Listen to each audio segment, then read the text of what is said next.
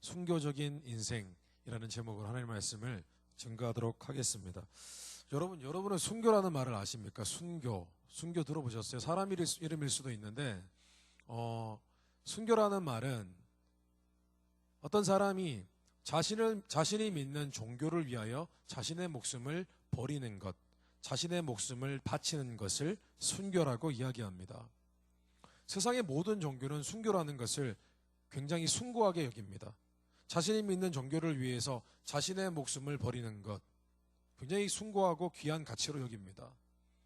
심지어 믿지 않는 사람, 하나님을 믿지 않는 사람, 신의 존재를 믿지 않는 사람조차도 자신의 신념, 자신이 중요하게 생각하는 그 신념을 위하여 자신의 목숨을 바치는 것, 그것도 굉장히 아름답고 귀하게 여깁니다. 여러분, 마찬가지입니다. 아니, 그보다 더 우리 기독교는 우리가 믿는 하나님을 위하여 자신의 목숨을 아끼지 않는 것, 그것을 너무나 아름답고 귀하게 여깁니다. 요한복음 15장 13절에서 14절 말씀을 보니까 이런 말씀이 있습니다. 사람이 친구를 위하여 자기 목숨을 버리면 이에서 더 큰 사랑이 없나니 너희가 나의 명하는 대로 행하면 곧 나의 친구라. 마가복음 8장 35절에 이런 말씀이 있습니다. 누구든지 제 목숨을 구원코자 하면 잃을 것이요 누구든지 나와 복음을 위하여 제 목숨을 잃으면 구원하리라. 제가 개인적으로 존경하는 목사님이 한 분 계십니다. 이 목사님이 목회를 오래 하시다가 이민교회의 큰 교회에 목회를 오래 하시다가 은퇴하셨습니다. 은퇴하신 지 꽤 되셨습니다. 굉장히 오래 되셨습니다. 근데 이 목사님의 소원이 있었습니다. 한 가지 이 목회를 통하여 평생 하고 싶었던 소원은 목사님이 순교하는 것이었습니다. 예를 들면은 선교지에 가서 사역을 열심히 하다가 핍박을 하는 사람들을 통해서 목숨을 잃는 것, 혹은 강단에서 설교 말씀을 전하다가 아니면 길거리에서 복음을 전하다가 돌에 맞아가 죽든 그렇게 죽는 것, 그게 소원이셨습니다. 그 목사님은 진짜 은퇴를 하시고 나서도, 목회를 이제 그만두고 은퇴를 하시고 나서도 선교지를 계속 나가셨습니다. 몸을 돌보지 않으셨습니다. 한 번은 그런 적이 있었습니다. 지병이 있었거든요. 몸이 좋지 않으세요. 그런데 나는 선교지에 가서 죽고 싶다고. 그래서 한 번은 몸에 링겔을 꽂고 그렇게 비행기를 타고 선교지에 가서 선교하셨는데 오히려 선교하시고 나서 돌아왔는데 건강해지셨어요. 그래서 근데 이제 그분이 지금 보니까 80대 중반이십니다. 제가 볼 때는 하나님께서 순교를 허락하시지 않는 것 같습니다. 아직 안 돌아가셨어요. 오늘 말씀에는 스데반의 순교 장면이 매우 사실적으로 묘사되어 있습니다. 여러분은 스데반의 순교를 볼 때에 그런 생각이 듭니다. 정말 이렇게까지 죽어야 되나? 하나님을 믿다가 이렇게 죽어야 되나? 한편으로는 그런 생각도 들고, 또 다른 한편으로는 정말 대단하다. 정말 놀라운 신앙이다. 하나님을 위해서 자신의 목숨을 잃을 수 있다니, 그런 존경스러운 마음이 들기도 합니다. 그런데 스데반의 순교를 바라보면서 깨닫는 것 두 가지가 있습니다. 첫째는 정말 하나님을 위해서 목숨을 잃는 것, 순교하는 것은 아무나 하는 일은 아니다라는 것입니다. 그런데 또 하나, 다른 한편으로 제가 또 깨닫는 것은, 그럼에도 불구하고 하나님을 믿는 사람들이 마치 순교하듯 신앙생활을 제대로 하는 것, 그것은 정말 중요하고 귀한 일이다 라는 생각을 해보게 됩니다. 여러분, 순교하듯 사는 삶, 순교하듯 하는 신앙생활, 그런 인생은 어떤 인생일까요? 마치 순교, 정말 목숨을 잃는 건 아니라 할지라도 순교하듯 그렇게 신앙생활 하는 것은 어떤 것일까요? 그래서 오늘은 스데반의 순교를 통해서 순교적인 삶은 어떤 삶인지 잠시 나누고 묵상하는 시간 갖도록 하겠습니다. 첫째로 순교적인 삶이란 주님과 주님이 기뻐하시는 일에 가치를 알고 그것에 목적을 두고 사는 삶을 말합니다. 주님과 주님이 기뻐하시는 일의 가치를 알고 그 가치를 내 인생의 목적으로 알고 사는 삶, 그것이 바로 순교적인 삶이라는 것입니다. 우리는 흔히 순교라고 하면 극단적으로 목숨을 잃어야만 순교라고 생각합니다. 목숨을 잃어야만 순교라고 생각을 해요. 그러나 넓은 의미에서 순교란 것은 믿는 자가 하나님과 하나님이 기뻐하시는 뜻을 자신의 개인적인 관심과 자신의 가치관보다 더 귀하게 여기는 것. 그래서 그것을 목적으로 알고 사는 것, 그것이 사실은 순교입니다. 스데반은 유대교 종교 재판인 산헤드린 공회 앞에 섰습니다. 종교 재판을 하고 있어요. 죽을 수 있는 상황입니다. 근데 그 상황에서 그가 처음부터 순교를 하려고 작정한 것이 아닙니다. 제가 앞서 말씀드린 그 목사님, 지금 80대 중반까지 아직도 안 돌아가시고 계시는, 제가 죽었으면 좋겠다, 그런 의미는 아닙니다. 그건 아니고요. 아직도 안 돌아가 순교하고 싶은데 아직 죽지 않으세요. 그분처럼 순교를 작정하고 선교지를 가고 그런 게 아니었어요. 처음에는 그런 게 아니었어요. 스데반이 그냥 복음을 전하다가 잡혔어요. 그래서 종교재판하는 유대교 종교재판회의에 회부가 되어서 그 자리 앞에 섰습니다. 섰어요. 그런데 가만히 생각해 보니까 이 재판 앞에 서서 단순히 재판을 당해서 처벌을 당하고 뭐 매를 맞거나 그렇게 하기보다 내가 이 자리에 섰으니 어떻게든 내가 믿는 하나님, 내가 믿는 예수 그리스도, 그분의 가치가 너무나 중요하기 때문에 이 이야기를 꼭 해야만 되겠다라는 생각이 들어서 그가 설교를 하기 시작한 것입니다. 자신을 비난하는 사람들 앞에서 복음을 전하기 시작한 것입니다. 결국은 그가 순교를 한 것은 순교를 하려고 순교를 한 것이 아니라 자신 안에 예수 그리스도의 귀한 가치가 있기 때문에, 그 가치가 너무나 중요하다는 것을 알기 때문에 그가 참을 수 없었던 것입니다. 다시 말해서 그는 더 귀한 가치를 아는 마음에서 스데반의 순교가 시작이 되었던 것입니다. 빌립보서 3장 8절 말씀해 보니까 사도 바울은 다음과 같은 귀한 신앙 고백을 했습니다. 예수를 믿는 것이, 예수 그리스도를 믿는 것이 무엇인지를 그가 이 말씀을 통하여 우리에게 가르쳐 줍니다. 한번 들어보십시오. 더구나 내가 모든 것을 잃어버린 것처럼 여기는 것은 내 주 그리스도 예수님을 아는 지식이 훨씬 더 가치가 있기 때문입니다. 나는 그리스도를 위해 모든 것을 잃어버렸습니다. 내가 그 모든 것을 쓰레기처럼 여기는 것은 그리스도를 얻기 위함입니다. 여러분, 이것은 사도 바울이라는 사람이 대단한 사람이라서 그런 것이 아닙니다. 예수를 믿는 것은요, 예수 그리스도가, 주님이 얼마나 가치 있는 분이신지를 아는 것입니다. 그렇기 때문에 내가 이 땅에 살아가면서 가치 있게 여기는 것들이 보잘것 없어져야만 합니다. 그게 예수 믿는 겁니다. 그 바울은 이렇게 얘기하고 있는 거죠. 내가 믿는 예수 그리스도가 얼마나 귀한 가치가 있는 것을 내가 알기에 내가 이제껏 귀하게 여겼던 것들을 나는 쓰레기로 여긴다, 별것 아닌 것으로 여긴다, 하찮은 것으로 여긴다 라고 고백한 것입니다. 마치 더 좋은 물건이 생기면 예전에 내가 익숙하게 즐겼던, 좋아했던 그 물건은 더 이상 사용하지 않는 것과 동일한 것입니다.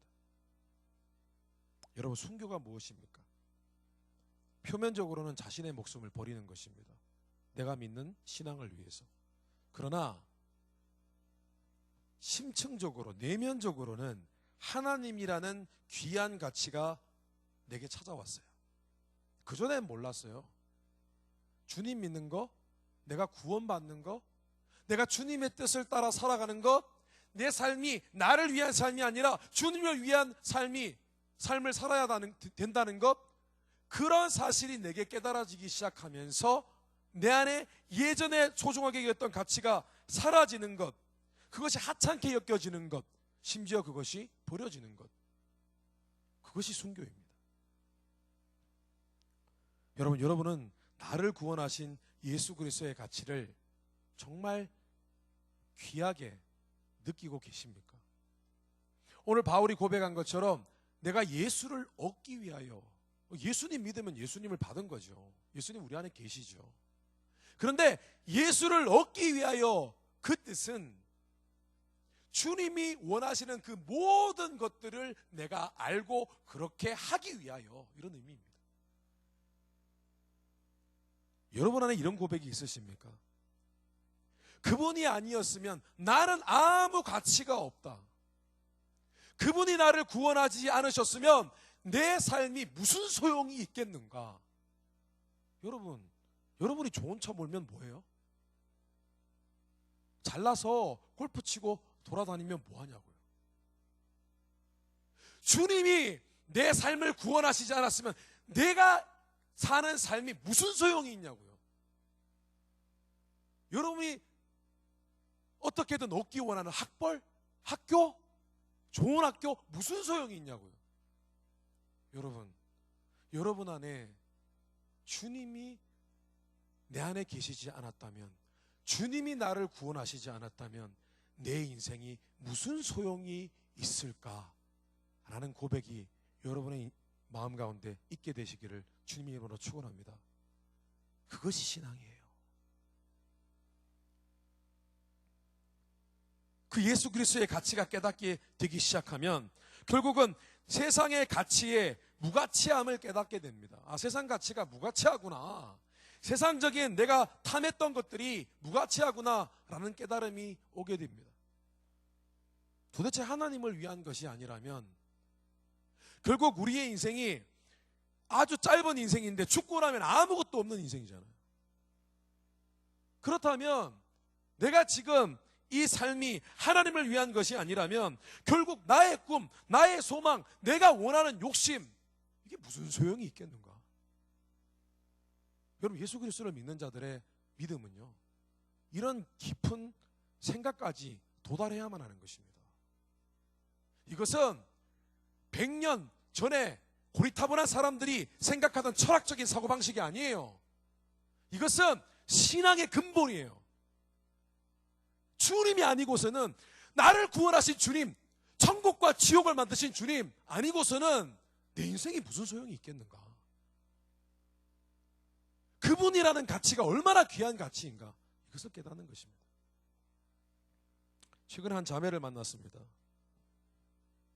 제가 YDC 청년부를 맡고 있는 동안 쭉 같이 함께 해온 자매입니다.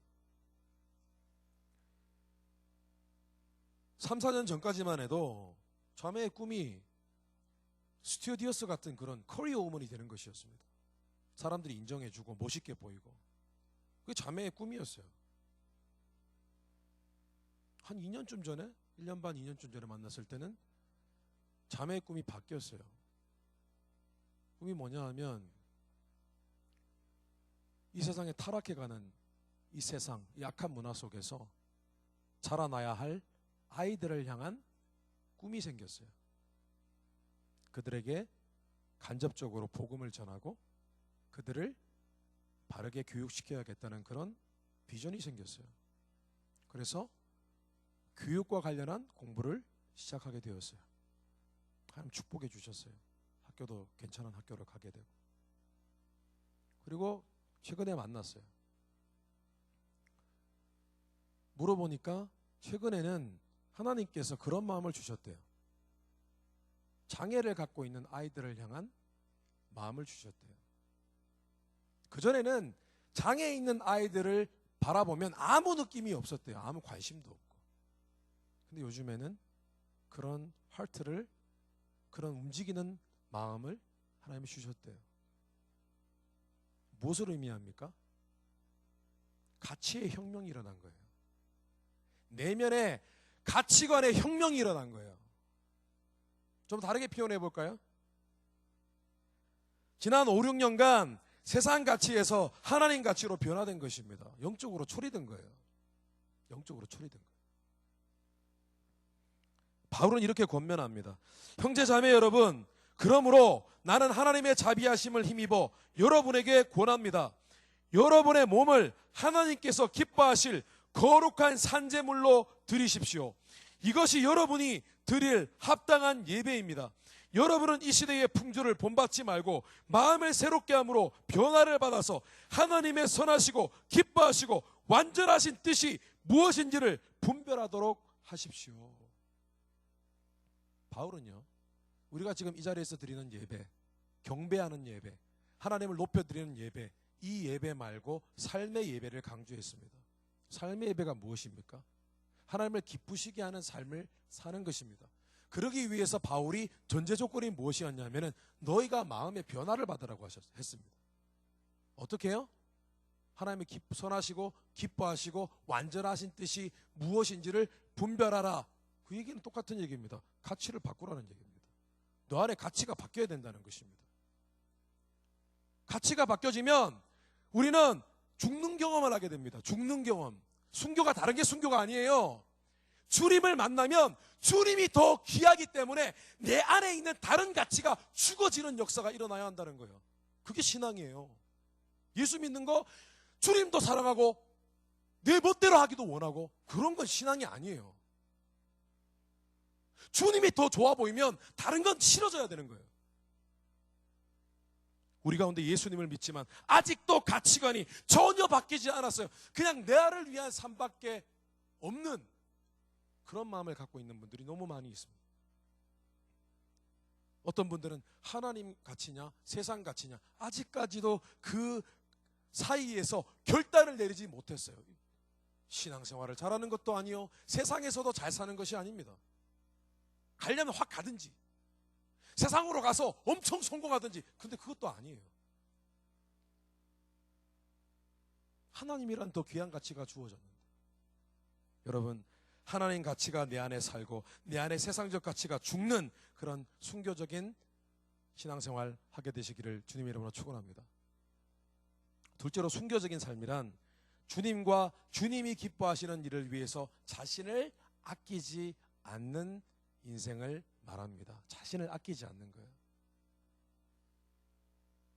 사도행전 7장 전체에 나와 있는 이 스데반의 긴 설교는 사실은 회개를 촉구하는 설교였습니다. 설교 자체 문체가 굉장히 강해요. 직설적이에요. 설교를 하는데 그냥 부드럽게 하나님 사랑에 대해서 설교하는 게 아니라 너희들이 잘못했으니 회개하라.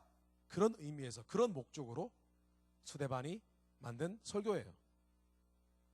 그런데 그의 설교를 가만히 분석해 보면은 어떤 상황이냐면은 마치 분위기가 나는 어떻게 해도 상관없으니 너희들은 예수 그리스도 복음에 대해서 들어야 된다.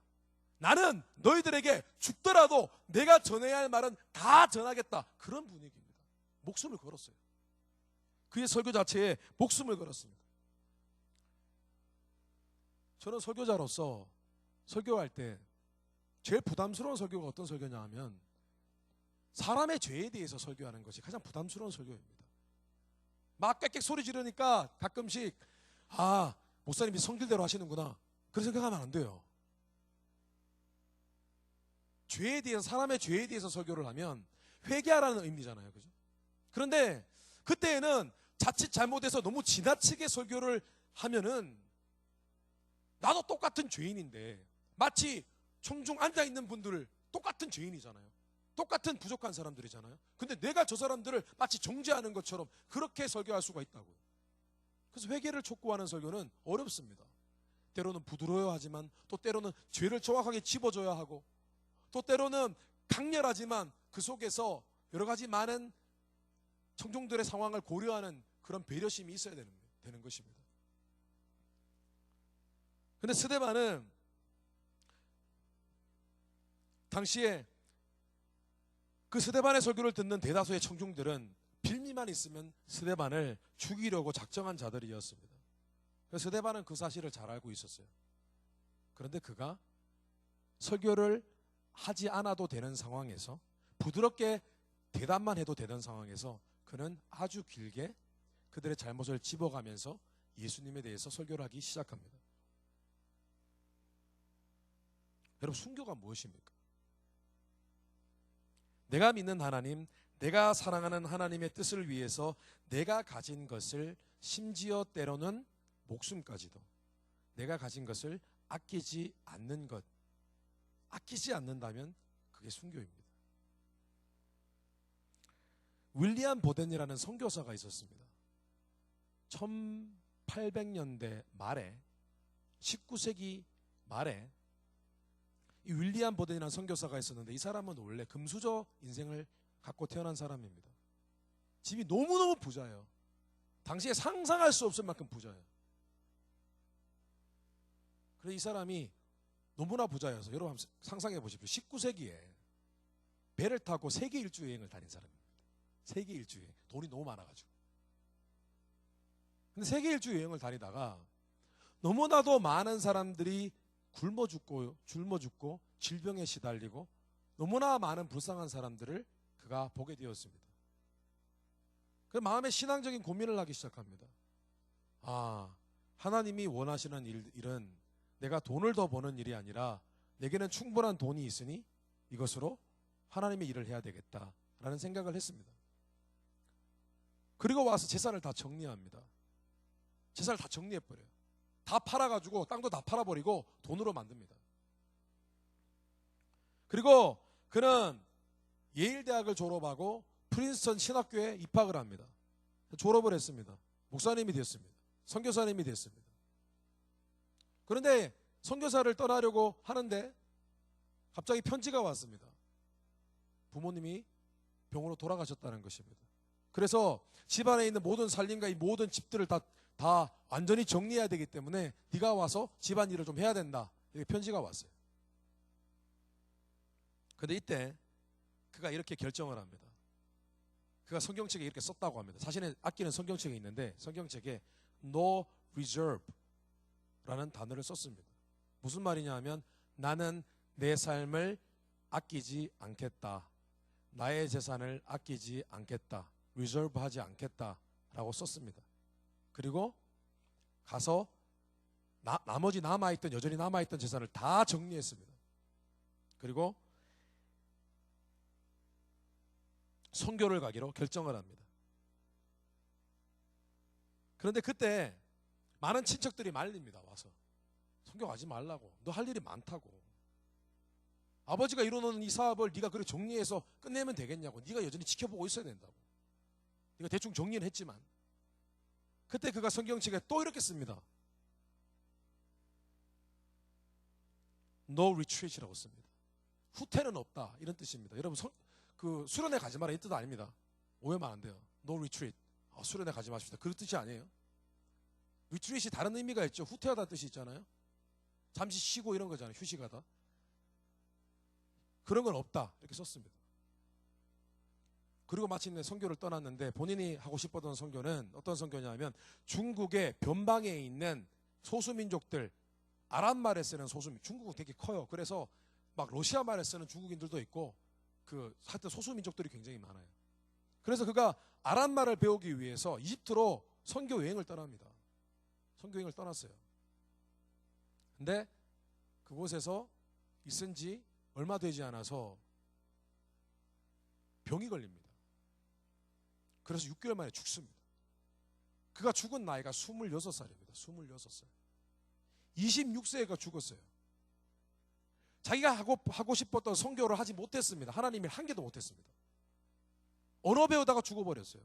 근데 그 사람이 나중에 그 사람의 유품이 집으로 자기 형제들에게 그 유품이 날아왔는데, 그 유품 가운데 그가 남긴 성경책에 마지막에 또 한마디의 말이 기록이 되어 있었습니다. 그게 무엇이냐면은 No regret, 절대 후회 없다 였습니다. 아마 죽기 직전에, 병에 걸려서 죽기 직전에 그가 성경에서 쓴 말이었던 것 같습니다. 내가 지금 오늘 죽어도 여한이 없다, 후회하지 않는다, 괜찮다 라고 한 것입니다. 여러분 인생에 대해서 한번 생각해 보십시오. 돈 벌어서 어느 정도 괜찮게 사는 것, 그게 인생의 목적이 아니에요. 그게 인생의 목적이 아니라고요. 여러분이 의사가 되고 간호사가 되면 뭐예요? 정말 가치 있는 인생이라는 것은 하나님을 위해서 나를 아끼지 않는, 정말 그 하나님이 진리라면, 그분이 정말 내 영생을 책임지는 분이라면, 여러분, 나의 것을 아끼지 않는 삶을 사는 것이 의미 있는 인생이라는 것입니다. 여러분, 나를 위해 십자가에서 돌아가신 길이요 진리요 생명이신 예수 그리스도께서, 내게 모든 것을 주신 예수 그리스도께 심지어 나의 목숨까지도 드리고도 아까워하거나 후회하지 않는 모습, 이게 아름답다고 생각하지 않으십니까? 하나님 드리는 거예요, 삶을. 그런데 이런 모습이 하나님의 마음을 흔들어 놓습니다. 여러분, 신앙생활할 때 하나님의 마음을 감동시키는 사람이 되십시오. 아멘. 여러분, 신앙생활은 인격 대 인격으로 하는 것이에요. 그러면 신앙생활이라는 것은 하나님 믿습니다 이게 아니고요, 하나님의 마음을 감동케, 인격이신 하나님의 마음을 감동케 하기 위해서 인격적으로 살아가는 것이 바로 신앙생활이라는 거예요. 오늘 말씀 55절에 스데반이 자신의 목숨을 아끼지 아니하고 복음을 전했을 때에 하나님께서 가만히 있으시지 못하셨어요. 스데반이 오늘 복음을 전하는데 죽기 직전에 그가 환상을 봅니다. 아니, 환상이 아니라 영적인 눈이 열려요. 스피리추얼 아이즈가 열려요. 그리고 뭘 보냐 하면 천국을 봅니다. 오늘 말씀해 보면 천국을 보는데 그 천국에 예수님이 서 계신 것을 봅니다. 왜 이런 일이 일어났냐면은, 이제 곧 죽을, 돌에 맞아 죽을 스데반, 자칫 마음을 잃어버리고 믿음을 잃어버릴까봐 예수님이, 하나님이 안타까우셔서 그에게 잠시 그 마음을 지켜주시기 위해서 그에게 하늘나라를 보여주신 것입니다. 걱정하지 마, 네가 지금 죽어도 걱정할 필요 없어, 너는 천국이 약속되어 있어 라는 걸 보여주기 위해서 그의 눈을 열어주신 거예요. 심지어 오늘 말씀의 독특한 점은요, 그가 천국을 봤는데 천국의 보좌를 봤어요. 보좌, 하나님 아버지께서 앉아 계신 그 보좌. 그런데 그 보좌 옆에 예수님이 서 계신 장면을 봤어요. 그런데 여러분, 스데반이 본 이 예수님이 서 계신 장면은 굉장히 독특합니다.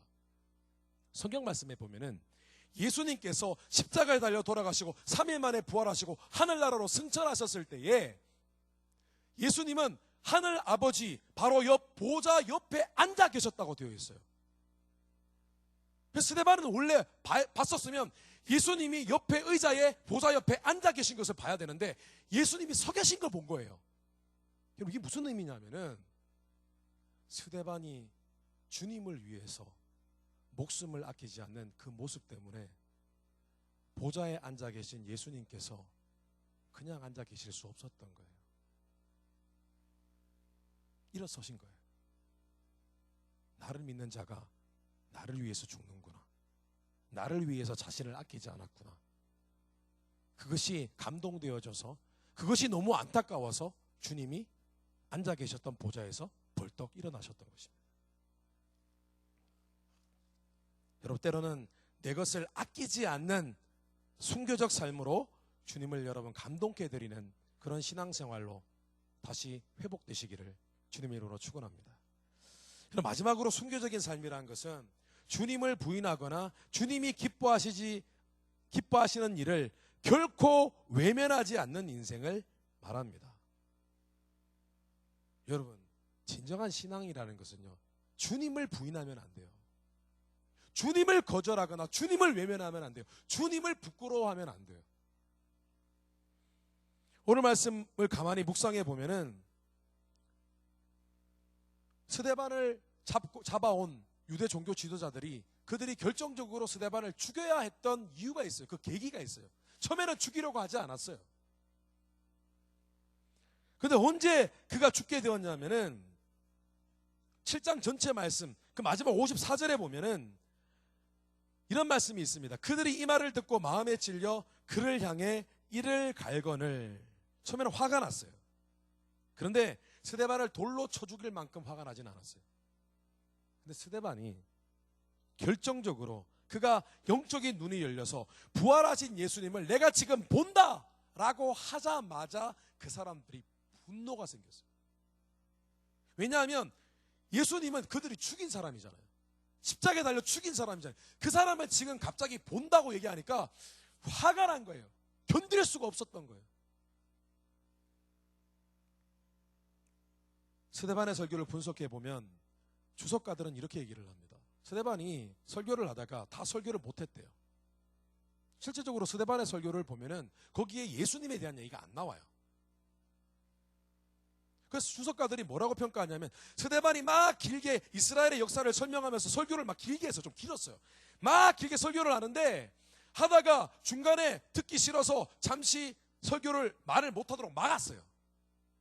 막았는데 스데반이 막자 자신이 할 말을 다 못한 거예요. 예수님에 대해서 얘기를 해야 되는데.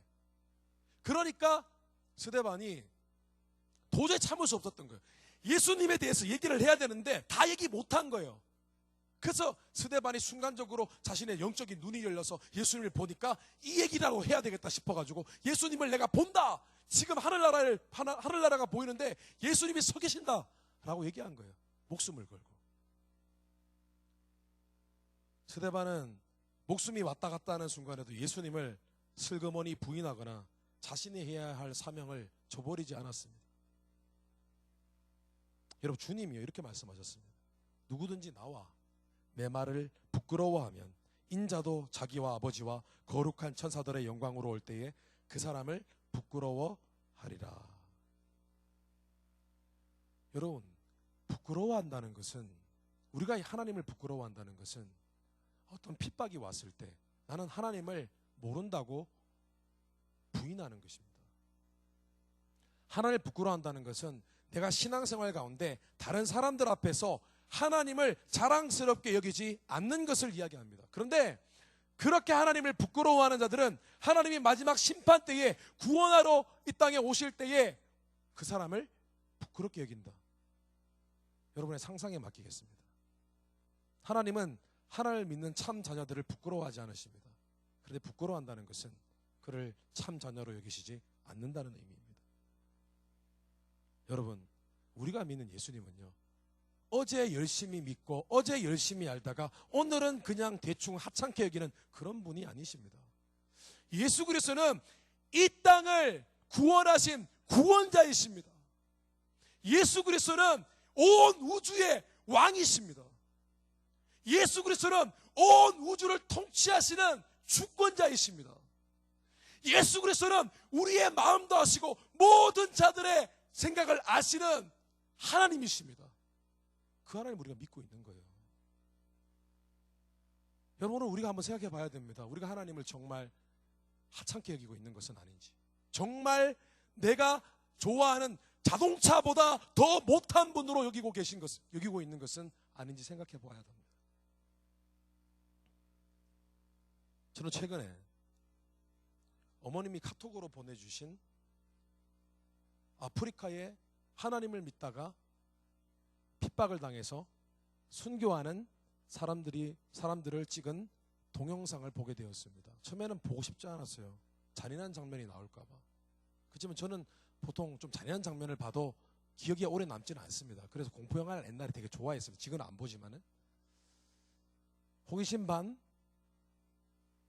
또 한편으로는 좀 도전도 받고 싶기도 하고 그 영상을 보았습니다. 여러분, 혹시 궁금하시면은 제게 부탁하시면 제가 보내드리겠습니다. 그런데 잔인해서 아마 안 보시는 게 나을 것 같아요. 제 얘기만 듣는 게 나을 것 같아요. 어머니가 왜 그걸 보냈는지 모르겠어요. 사람 죽는 거를 보내주셨어요. 아마 제가 목회자니까 한번 봤으면 좋겠다 싶어서 보내셨나 봐요. 동영상이 왔습니다. 어떤 내용이냐면은 아프리카에 나이지리아라는 곳이 있죠. 그죠? 나이지리아 아시죠? 나이지리아에 있었던 일입니다. 동영상을 틀어보니까 그곳에 흑인들이 가득 있는데 동네 주민들인 것 같아요. 한 100여 명 정도 모여 있어요. 쫙 모여 있어요. 근데 그들이 둘러싸고 있는 그 중간에 나이지리아인 흑인 3명이 앉아 있는 거예요. 한 분은 남자분, 2분은 여자분이었어요. 임산부는 들으면 안 되는데. 괜찮아요? 한 분은 남자분이고 2분은 여자분인데 앉아 있어요. 근데 막 주위에 있는 사람들 블레임을 합니다. 제가 볼 때는 무슨 말인지는 못 알아듣겠지만은 제 생각에는 그 세 사람이 예수님을 믿기 때문에 다른 그 아프리카인들은 무슬림이었기 때문에 아마 그들을 공개적으로 때리려고 그렇게 한 것 같습니다. 그런데 갑자기 어느 순간 주위에 있는 동네 주민들이, 거친 사람들이 한 명씩 한 명씩 나와서 그 사람들을 때리기 시작합니다. 발로 차고 집 밟고 나무 막대기로 때리고 너무 많이 맞아가지고 한 여자분은 참다 못 참아가지고 도망을 나가네. 도망을 갈 수가 있나요? 100명이 둘러싸고 있는데 도망을 갈 수가 없어요. 다시 질질 끌려와서 다시 두드려 맞는 거예요. 결국 두 여자분은 거의 쓰러졌어요.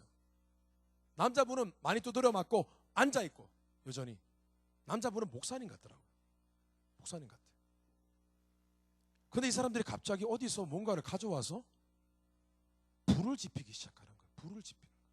불을 지피는 거예요. 불을 지피는데 세 사람이 타는데 뜨겁잖아요. 도망 나오는데 나올 수가 없어요. 주위에서 둘러싸가지고 발을 차고 있기 때문에 나올 수가 없어요. 불 타는 거예요. 산채로. 근데 이미 그 두 여자분은 불이 타서 이미 거의 뭐 숨이 끊어진 상태고, 그 남자분, 목사님으로 보이는 그분은 살아있어요. 근데 앉아있는데 저 같으면 뜨거워 그러면서 막 괴로워할 텐데 앉아서 아직 의식이 있어요. 보여요. 움직여요 약간. 그런데 몸에 불이 이미 다 붙었어요. 여러분, 흑인인데 불 붙었는데 더 까매졌어. 완전히 몸이 다 걸려버렸어요. 다 머리카락 다 타버리고 시꺼매졌는데 뭔가 중얼중얼하고 있는 것 같아요. 더 이상 심장이 뛰어서 볼 수가 없었습니다. 그리고 몇 분 동안 멍하니 생각에 잠겼습니다. 그리고 생각했습니다. 과연 나는 이런 상황이 되면 끝까지 하나님을 믿는다고 할 수 있을까? 또 한 가지 든 생각은, 이렇게까지 심각하게 예수님을 믿어야 되나? 그래서 제가 내린 결론은 뭐였는 줄 아십니까? 그래야만 한다는 거였어요. 왜냐하면 이유가 있어요. 첫째는 주님께서 우리를 위하여 그렇게 돌아가셨어요. 그건 사실이에요. 또 한 가지 이유는, 그런 주님을 위해 자신을 아까워하지 않는 자만이, 주님이 나를 위해 돌아가셨기 때문에 내 삶을 아까워하지 않는 그 사람만이, 그 사람의 신앙이 진짜 신앙이지 않겠어요? 그 사람이 정말 주님이 나를 위해 목숨을 아끼지 않으셨다는 것을 정말 믿고 그것을 은혜로 받아들였다면, 정말 그것에 감동이 되었다면 상식이잖아요. 나도 아까워하지 않아야 돼요. 그게 진짜 신앙이겠죠. 마태복음 16장 25절에 보니까 누구든지 제 목숨을 구원하고자 하면 잃을 것이요 누구든지 나를 위하여 제 목숨을 잃으면 찾으리라. 여러분, 이 말씀은요, 예수님이 과장하신 게 아니에요. 너희가 나를 위해서 아까워하지 않을 만한 믿음과 신앙이 있어야 그 신앙이 진짜라는 것이에요. 왜냐? 그것만이 정말 내가 너희들을 위해서 한 일을 제대로 알고 은혜를 아는 것이기 때문이라는 것이죠. 여러분, 말씀을 정리하겠습니다. 지난주에 제 조카가 다쳤어요. 또 다쳤어요. 학교 체육 시간에, PE 시간에 운동을 하다가 공을 잡으려다가 몸을 날렸어요. 부딪혀가지고 얼굴 이 안면 뼈가 여기가 골절이 됐어요. 몇 군데가. 저희 형님이, 제가 걱정이 돼서 전화를 했는데 형님이 그러시더라고요. 아들에게, 아들아, 너는 왜 쓸데없는데 목숨을 거니? 그냥 공 줬는데 왜 몸을 날려서 목숨을 걸고 그렇게 받아? 라고 했대요. 여러분, 주님은요, 우리의 목숨을 다 드려도 아깝지 않으실 분이세요. 사실은 그게 맞아요. 그렇게 느껴지고 그렇게 알고 있는 것이 신앙이에요. 여러분 어떠세요? 여러분은 다른 것에 목숨을 걸고 계시지 않으세요? 내 인생에 정말 쓸데없는 것에 목숨 걸고 마치 그것이 전부인 양 그렇게 살아가는 것은 아니십니까? 여러분은 주님이 내가 다 드려도 아깝지 않을 만한 분으로 모시고 살고 계십니까? 교회를 수도 없이 왔다 갔다 하면서도 정작 한 번도 주님께 마음과 삶을 온전히 드린 적이 없어요. 그분은 나를 위해 죽으신 분이시라는데. 근데 알긴 알아요. 알면 뭐예요? 알아서 뭐 할 건데. 주님이 나를 위해 돌아가신 것 아는 것으로는 충분하지 않아요. 그것을 느끼고 나도 아깝지 않을 마음이어야만 해요. 그것이 믿음이에요. 주님의 가치를 알아. 주님을 삶의 목적으로 알고 때로는 자신을 드리기에 아까워하지 않으며 결코 주님을 외면하거나 부끄럽게 여기지 않는 그런 진짜 신앙인, 순교적인 삶, 여러분 그런 신앙생활 하게 되시기를 주님의 이름으로 축원합니다. 다시 기도하겠습니다.